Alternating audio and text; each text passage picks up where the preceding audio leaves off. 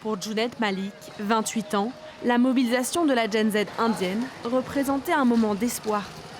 Mais la veille de la fin de la mobilisation, il affirme avoir été interpellé par les policiers de Delhi. Ils étaient en civil et leur visage était couvert.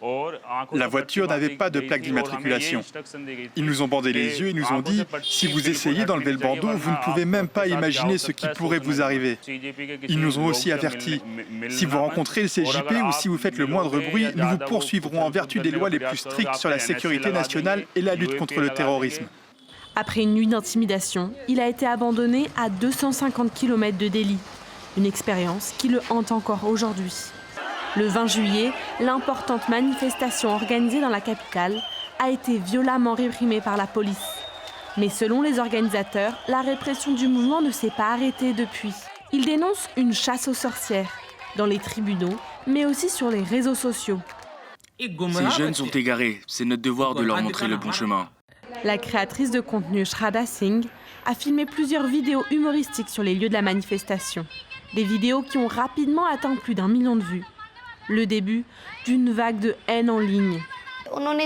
Certaines personnes me parlent plutôt normalement, mais d'autres sont allées beaucoup trop loin. Ils ont utilisé des mots tellement obscènes, tellement vulgaires que je ne peux même pas les répéter devant une caméra, ni même les raconter à mes amis.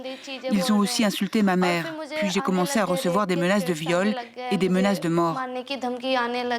2 semaines après la fin du mouvement, les messages d'insultes et de menaces continuent d'affluer. Mais la jeune femme refuse de céder aux intimidations.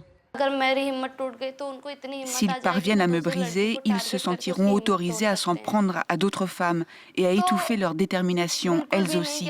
Je ne me laisserai pas intimider. Je ne supprimerai pas mon compte Instagram et je ne me ferai pas de mal. Pour les défenseurs des droits, cette campagne de harcèlement est une stratégie coordonnée. Son objectif, faire peur aux manifestants pour les dissuader de retourner dans la rue. Il ne faut pas oublier que le doxing peut avoir des conséquences bien réelles. Il peut conduire à des menaces de violence physique, voire à des violences effectives. Je pense aussi que le fait de placer des manifestants en détention sans qu'aucune infraction ne leur soit reprochée, avant de les relâcher ensuite, relevait d'une stratégie de harcèlement destinée à affaiblir le mouvement.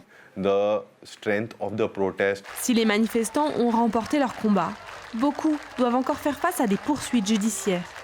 Les manifestantes dénoncent, elles, une campagne de dénigrement menée par des groupes d'extrême droite qui ne faiblit pas.